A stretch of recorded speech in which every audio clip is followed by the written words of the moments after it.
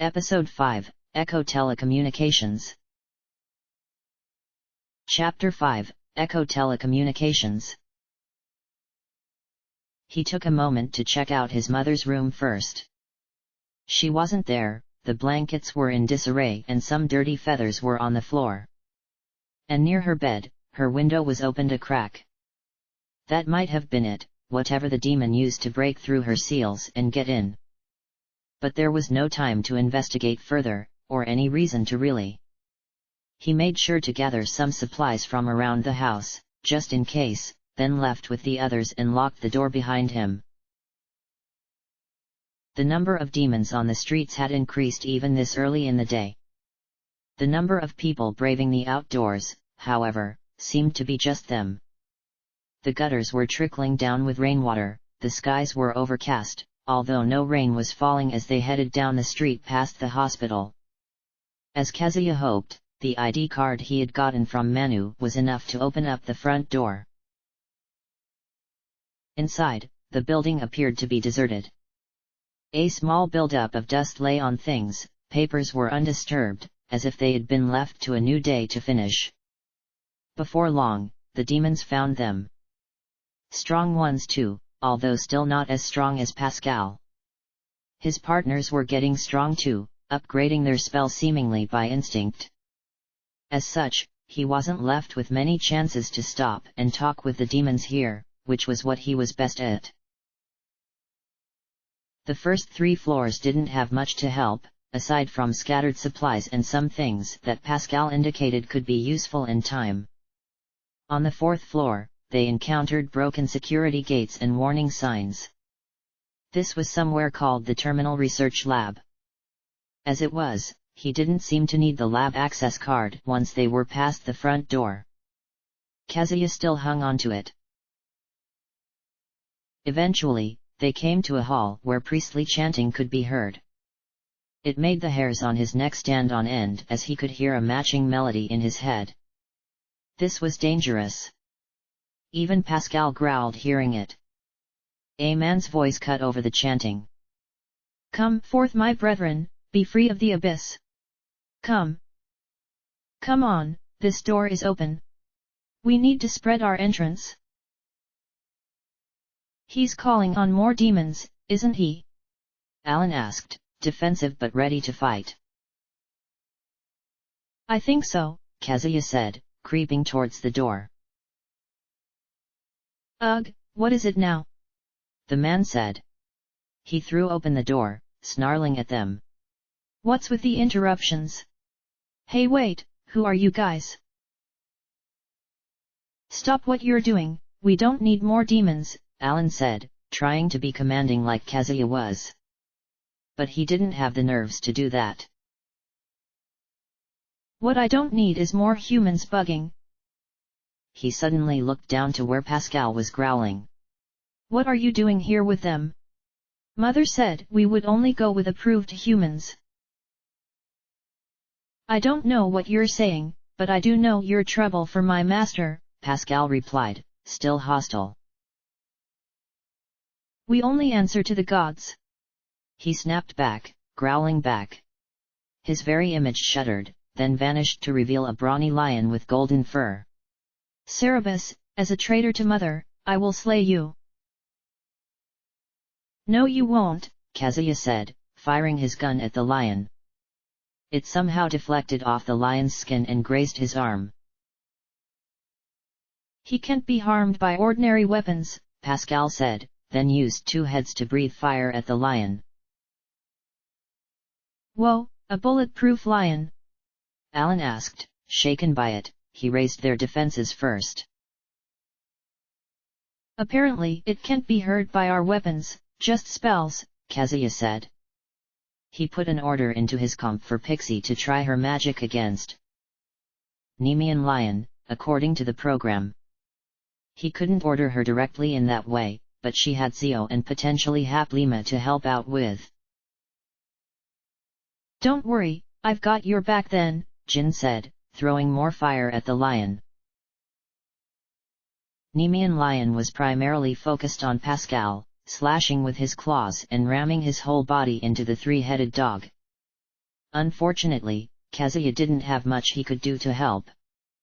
He tried using some of the magic items he had gotten from demons, but they didn't do nearly as much damage as Jin could with his own magic. That only increased as Alan boosted his power until Jin was able to leave scorch marks in the lion's fur.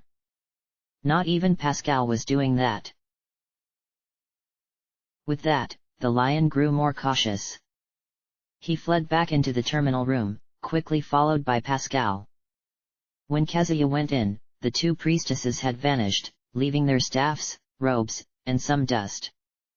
Perhaps they had been demons too, or taken by them like his mother. How far was this going to go?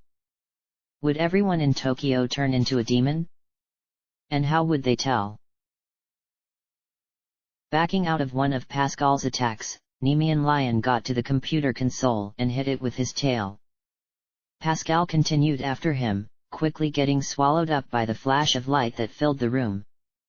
When it cleared, both of the beasts were gone. Pascal! Kazuya went after him, but nothing happened when he stepped on the plate. Man, this just isn't your day, Kaz, Jin said. As long as we can find Yuka, it could still turn out well, Alan said. My Yuka as well. This thing, Kazuya said to himself, looking over to the panel. It was labeled Kichi Joji Lab, while the screen has locations of Abyss L1A23 Hod and Main Lab. His comp beeped at the same time as the terminal device. Its screen said, compatible comp detected for terminal transport system. Please register comp with terminal network. It looks like it was plucked directly out of a cheap movie, Jin said. It's a transport system, Kazuya said. Even though Pascal might have ended up in this Hod, I don't think we want to try the Abyss one, but it seems like it can get us out of the district. He flipped open his comp to register with this device. It would just be the devices learning to recognize each other, so that didn't take long. How's it supposed to take us anywhere? Jin asked. We're on the 4th floor. Maybe it'll unlock the trains? Alan asked. But, those need drivers, right? It says it's an instant matter transferal device, Kazuya said, then shrugged. Seems sci-fi, but I'm storing demons, bullets, and paper clips in my comp. I'm willing to try it.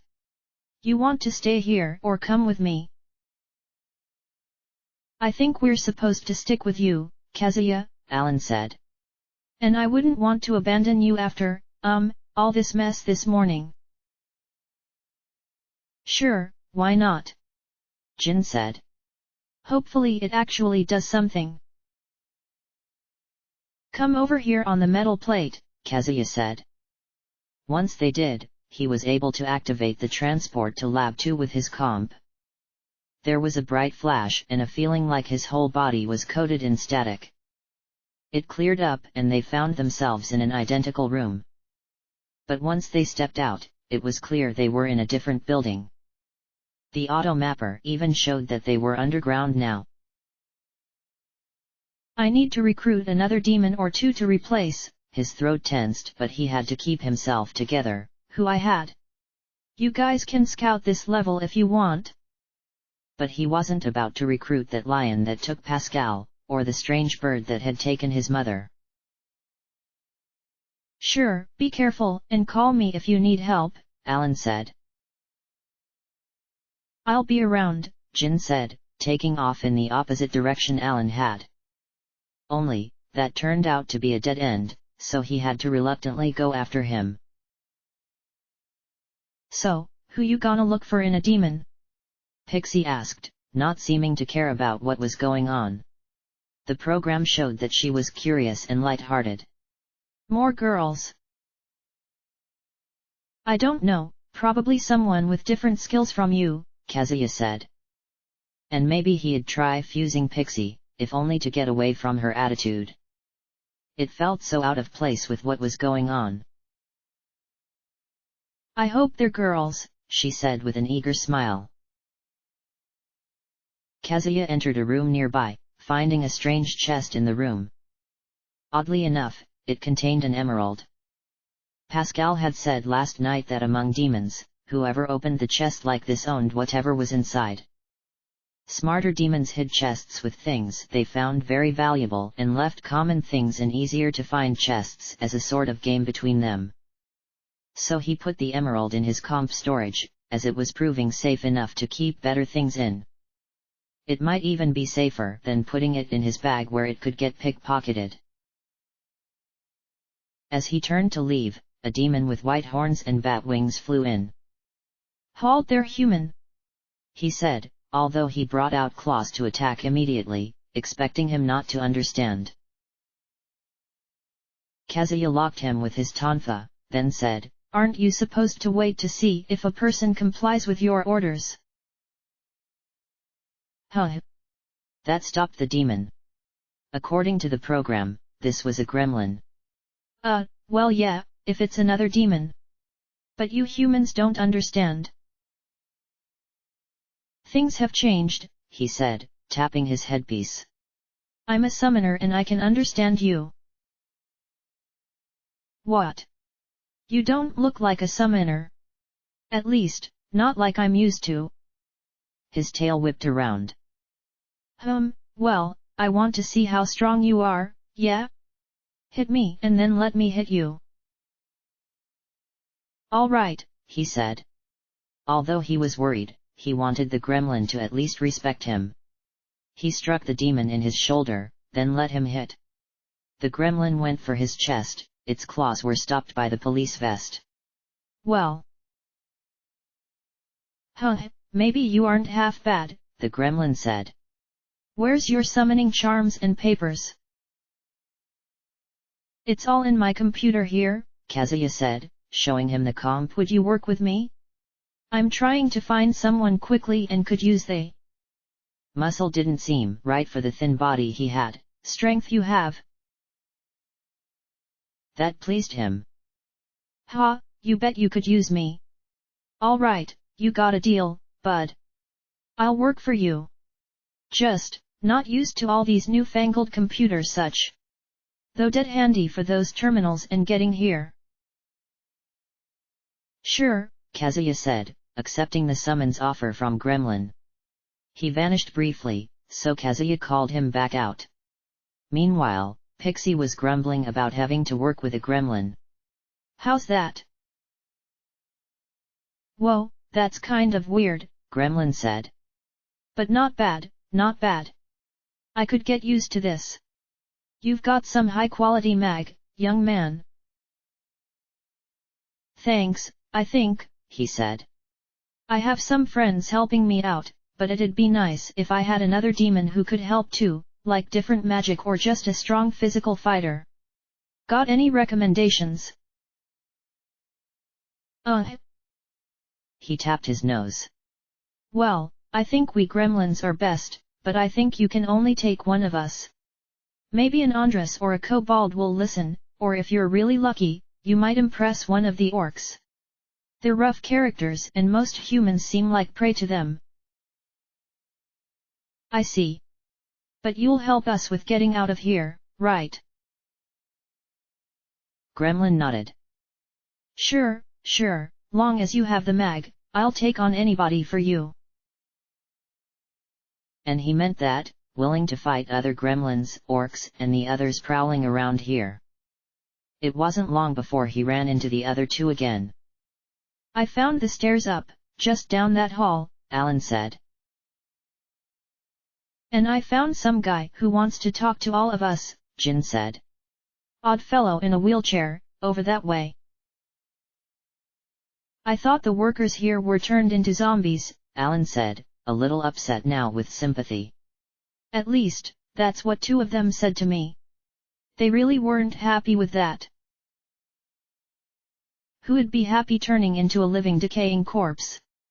Jin asked, as if that was obvious and not worth the empathy. Let's go see the wheelchair guy, if he's still human, Kazuya said, clamping down on the argument before it really got started.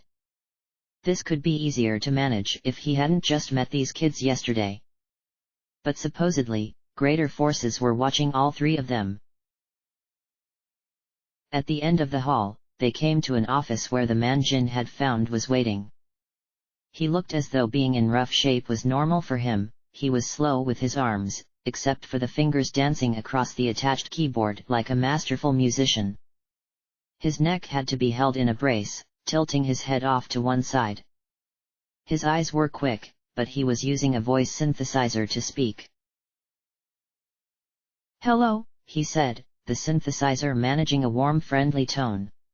"My name is Steven, and I'm one of the scientists who worked here.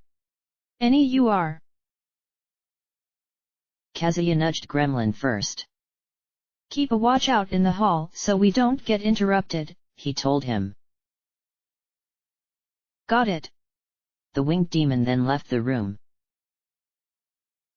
"I'm Kazuya, a police officer," he said in introduction.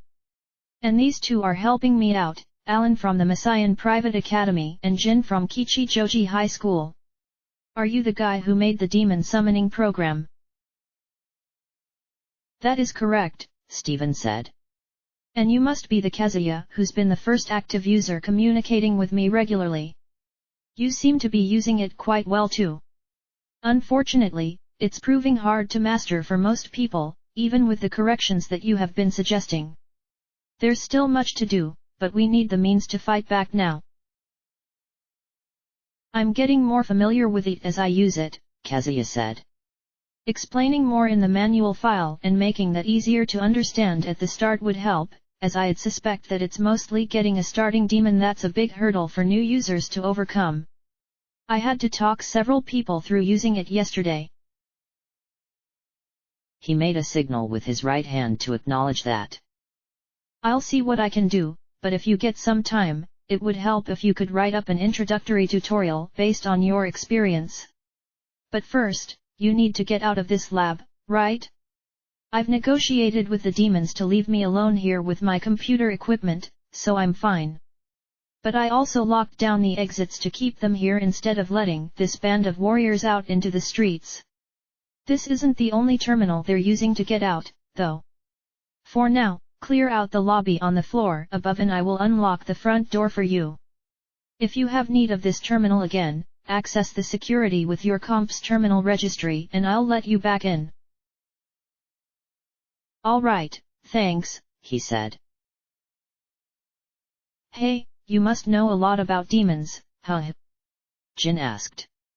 "So, what do you know about a guy who was trying to implant demonic powers into humans? Was that what he was doing to you?" Alan asked. "That was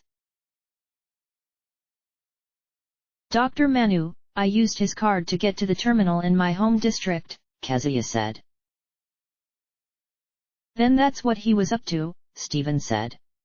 "I've contacted him a few times on my research into the nature of space-time and material existence, which resulted in the terminals and the demon summoning program you're using. But I wasn't privy to his research plans. He was quite unprofessional in not sharing his findings and theories. He certainly shouldn't have been doing live human research. Are you doing well?" Jin nodded. "I'm fine, but everyone else was horribly mangled and mutated before dying. Except maybe Alan here, since he's got powers too." "No, I never saw Manu until we fought him," Alan said. "I got my powers from an angel while I was imprisoned in the hospital." That didn't please Jin much. "Humph. Well, he did something to me while I was knocked out from Ozawa's beating. Said something about adjusting the mind control chemistry before injecting them into me. I wasn't in shape to leave the room until these guys came and found me." Steven frowned. "And mind control? He shouldn't have been allowed to practice medicine, especially at a public hospital like that. What happened to him?" "He turned into a gross demon and we killed him," Jin said. "Then, am I going to end up turning into a demon?" He thought about that for a moment. "That's hard to say. Although they were ridiculed by science, there have been magicians throughout human history that attained powers like the both of you have through various means. Some were indeed transformed into something beyond human. However, those cases seem to have come about from repeated ceremonies such as when they first earned power, or through special contracts with otherworldly beings. As long as it remains just the one time you were granted power, you should remain human. Just as long as I don't end up like all those corpses, I don't really care what happens now, Jin said. I can actually fight these demons and not have to hide like everyone else. Is that all then? He asked. Good luck on your way. Oh, and Kazuya, you should get an update to the program soon, a demon analyze database that will record information about demons you encounter. It should be useful. And in case you suspect there may be a demon in disguise, the program can tell you that without being overt. Okay, good luck with your work, Kazuya said, although he got the feeling that Steven was brilliant enough to overcome any amount of luck, especially as he was still going in spite of his current state. Clearing out the lobby took some time as demons kept wandering over to see what the big fuss was. Then they'd get challenged again to another fight. At the end of one of the larger fights, a pig-like orc waved its axe. Hey, you're a pretty good summoner. Can I ask you something? Sure, he said, then held a hand up to Jin. Hang on, that orc wants to talk to me. Good, so then, you know a chick named Yuriko? Looks like she could be an underwear model. Yuriko. He tensed at that, but decided to be honest. Yes, and I don't like her at all. Aha, so you are that guy. He snorted like the pig he was. The program said he was amused. You've got a lot of guts to be saying that about her. Most guys would just give in right when she starts making moves on them. I can tell, he said. But she rubs me the wrong way and I've already got a fiancé. Alan raised an eyebrow at this. What are you talking about? The orc snorted again. Well, I don't like her either. She said I wasn't her type, can you believe it? That babe doesn't know what she's missing. Then she is in league with you demons? Kazuya asked.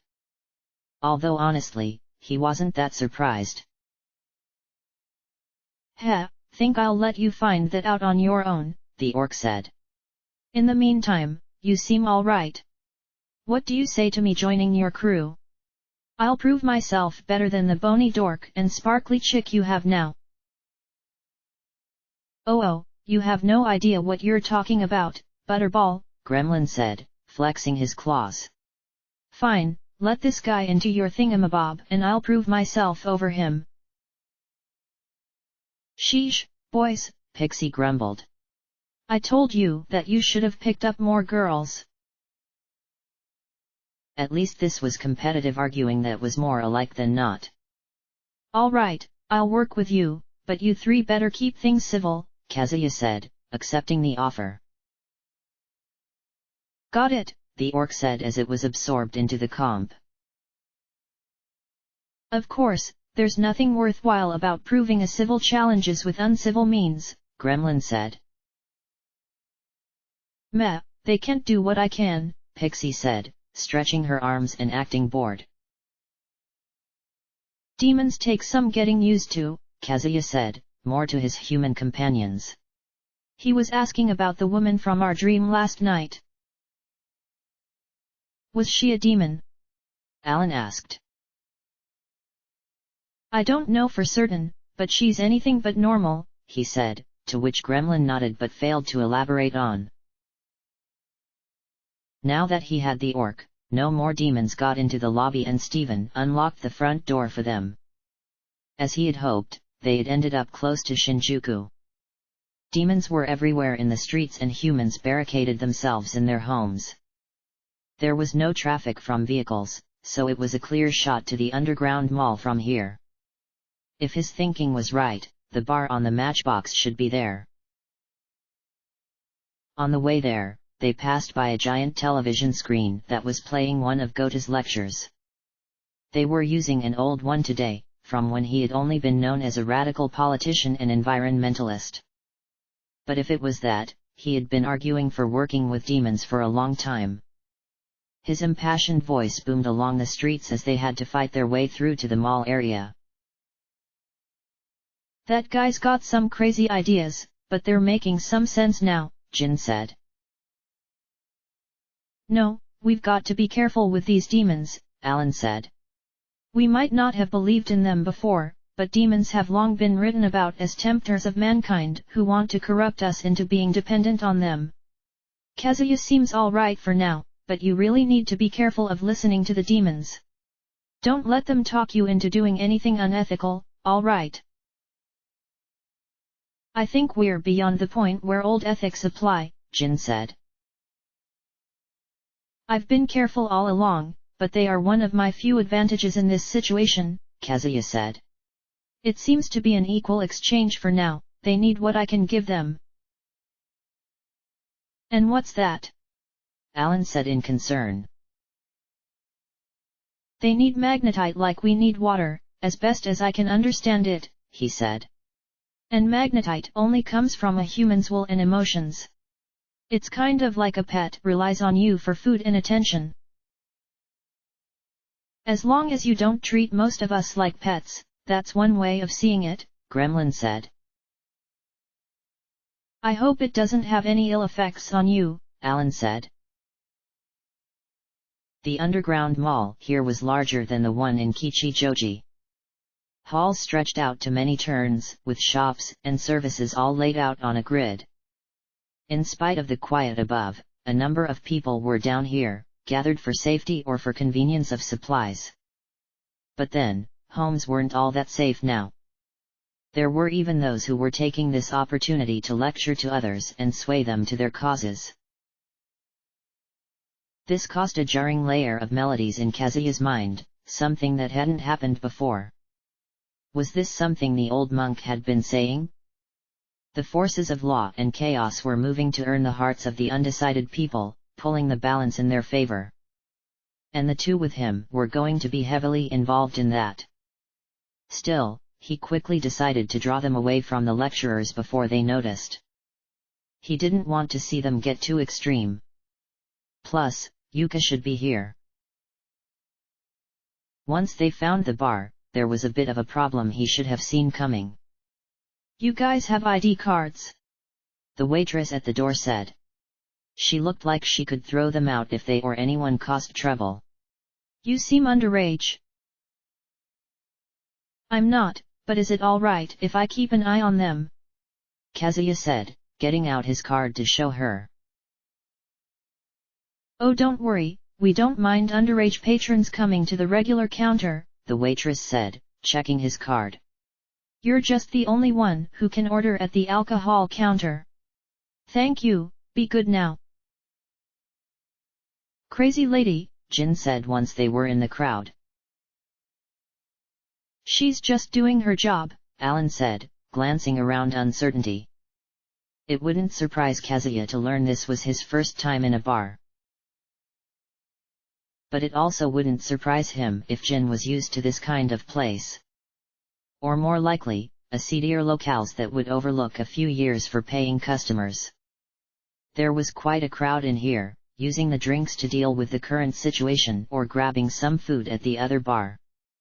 Smelling the bacon and other goodies in here made his stomach growl, reminding him that he hadn't gotten anything to eat today. But hopefully, his goal wasn't too far away. Just to be safe, he took the other two to the non-alcohol counter to pull out the matchbox. Excuse me, I'm looking for someone, he said, showing it. The bartender there nodded knowingly. Ah, you've got the right place. There's 2 entrances to their area, in the corner over there and out closer to the mall south exit. Show that to the guards downstairs and they'll let you in. Thanks, he said, tucking the matchbox away quickly in case this was trouble. It certainly felt like it. I've heard of some exclusive restaurants, but usually not beneath more open businesses, Alan said. Is it a sushi place or something? Jin snorted. If it's hiding under a bar, it's probably something more sketchy. Drugs or brothels, that kind of thing. Well, Alan blushed at that. I don't think it's that, not with Yuka involved, Kazuya said as they made their way back there. You know that from experience. That actually got Jin embarrassed. Well, I heard of places like that, but even being in the gang didn't let us into the really secret dives and such. Kazuya declined to point out that his gang was all kids copying what they saw in older gangs. Downstairs, there was a more traditional bouncer waiting them. What ya kids want down here? He asked gruffly. I'm looking for Yuka, he said, showing the matchbox again. That got his attention, causing him to raise an eyebrow. Huh, Yuka? Don't recognize you, unless, you Kazuya from Kichijoji. He nodded. Yes, that's me. And these are some friends of mine, they're trustworthy. All right, I gotcha, he said, stepping aside. Hey Mit. Tell Yuka that Kazuya's here. What, really? A skinnier guy down the hall said, shifting his glasses. All right, hang on. So what is this place? Alan asked as they came in. I'm not sure myself, he admitted. But she told me to meet her here. Since they were new here, they waiting out in the halls until the skinny guy came out. And she was following him, dressed differently from what he was used to, but it was undoubtedly her. When their eyes met, there was a soothing song in Kazuya's mind that made him feel like everything was right with the world again. She smiled in relief and came over to hug him. Kaz, you came. Thank goodness, I wasn't sure what was going to happen to you. He would have liked to kiss her, or at least hug her much longer. All the pain that his heart had been through the past day came back, hoping he'd speak for them. But they weren't young people completely mad with love. There were others, and she seemed to be holding a position of respect here. He let go of her after a moment. I'm glad you're fine, Yuka, he said, smiling at her. But what's going on, why are you here? There's a lot I need to tell you, she said. Also, Jin, Alan, it's good to meet you in person as well. Come in here, we'll discuss the situation. Hello, Alan said. You were really that one woman from the dream? Jin asked. Yes, that's how I knew the three of you would come together, Yuka said. This appeared to be an extensive storage and office area for the businesses upstairs, but a number of people were down here busily working on other things. And what Yuka had to explain was strange, but something that made sense in these circumstances. She had gotten into a group of protesters who were against Gota's takeover. They had been making small moves against them and trying to make lives easier on people. When the Americans got involved, her group was already labeled rebels but started working against them too. But in truth, we can only do little things against the larger forces moving to control Japan, Yuka explained.